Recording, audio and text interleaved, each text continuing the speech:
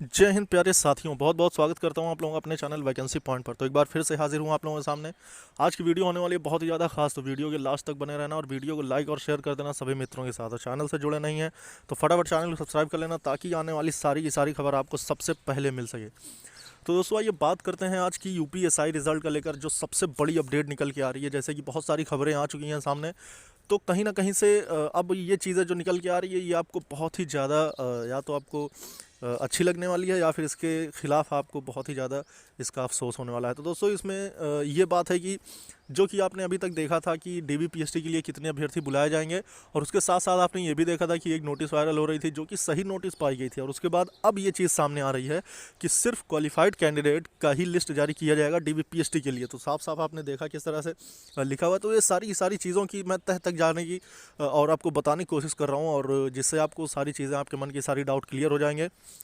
लेकिन अगर ऐसा होता है कि 20,000 कैंडिडेट जो कि टॉप लिस्ट में होंगे, मतलब टॉप रैंक में होंगे, जो कि ऊपर के ही 20,000 कैंडिडेट बुलाए जाएंगे, अब वो 20,000 कैंडिडेट कौन होंगे और उसके बाद क्या उसमें सबको मौका मिल सकता है, या फिर 20,000 कैंडिडेट को ही डीबीपीएसटी के लिए बुलाया जाएगा, उसके बाद जो कैंडिडेट सेलेक्ट हो जाएगा वही फाइनल सिलेक्शन तक जाएगा।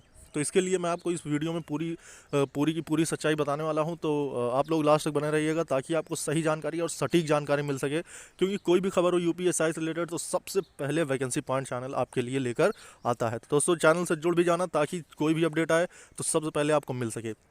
अब उसके बाद बात करते हैं कि आपने देखा किस तरह से 20,000 कैंडिडेट के लिए लिस्ट जारी एक नोटिस जारी की गई थी, जिसको हर तरह से जानने की कोशिश की गई तो वो सही पाई गई और हर एक जगह वो भेजी भी गई है। लेकिन अब ये क्यों हो रहा है कि अब रिज़ल्ट में देरी हो रही है?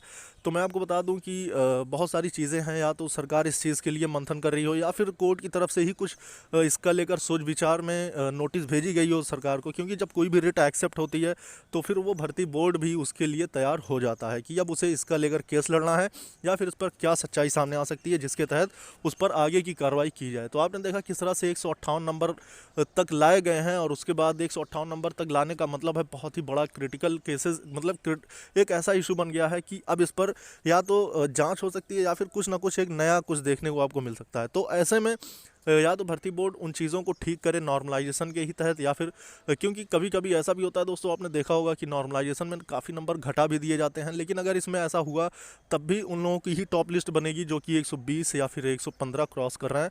तो क्योंकि इसमें आपने ये भी देखा कि काफ़ी सारे मेहनत किए हुए कैंडिडेट भी 105 110 नंबर तक लाकर सिमट कर रह गए।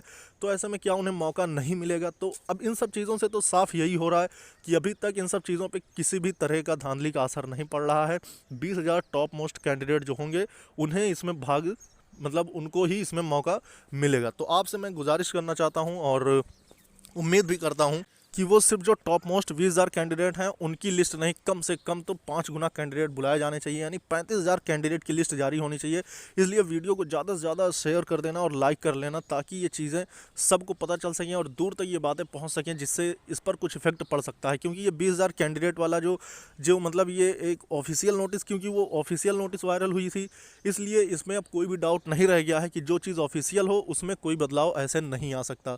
हम लोग सिर्फ अपना मतलब एक्सपेक्टेड चीज़ें बताकर इन सब चीज़ों पे बहस कर सकते हैं, लेकिन जो चीज़ एक बार जारी हो गई उसको बदलाव ऐसे नहीं किया जा सकता। तो इसलिए 20,000 कैंडिडेट बुलाए जाएंगे तो उसमें उन अभ्यर्थियों को मौका नहीं मिल पाएगा जो कि 120 से नीचे हैं। ये बात का अनुमान आपको भी चल रहा होगा, और क्योंकि 20,000 कैंडिडेट तो 120 के ऊपर हैं, ये 100% तय है। तो अगर आपको इसमें मौका चाहिए, क्योंकि अभी नॉर्मलाइजेशन होना है, नॉर्मलाइजेशन में नंबर बढ़ जाते हैं, तो ऐसे में अगर 158 का भी बढ़ा दिया तो आपने देखा किस तरह से एसएससी जीडी में एक बार 100 क्रॉस करके नंबर बढ़ा दिए गए थे, तो 158 वाले का 160 165 पहुंच जाएगा। तो इसलिए इन सब चीज़ों के लिए बहस होना और इसके लिए संघर्ष होना तो लाजमी है कि अगर आप इसमें भाग नहीं लेते हैं तो फिर आप इस भर्ती से वंचित हो जाएंगे।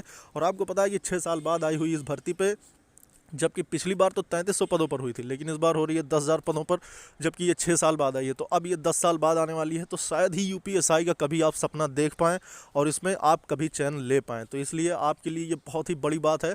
आपको इसमें मतलब भाग लेना ही होगा कि 20,000 कैंडिडेट बुलाए जाने पर आपका मौका बहुत ही कम लगने वाला है। तो जो ऐसे कैंडिडेट हैं, और आप अपने मार्क्स को भी कमेंट करके बताने की कोशिश करें ताकि ये भी पता चल पाए कि कितने कैंडिडेट हैं जो इसमें भाग ले पाएंगे या फिर वो अभी से इस भर्ती से बाहर हैं। इस वीडियो में इतना ही दोस्तों, फिर मिलेंगे। जय हिंद, जय भारत।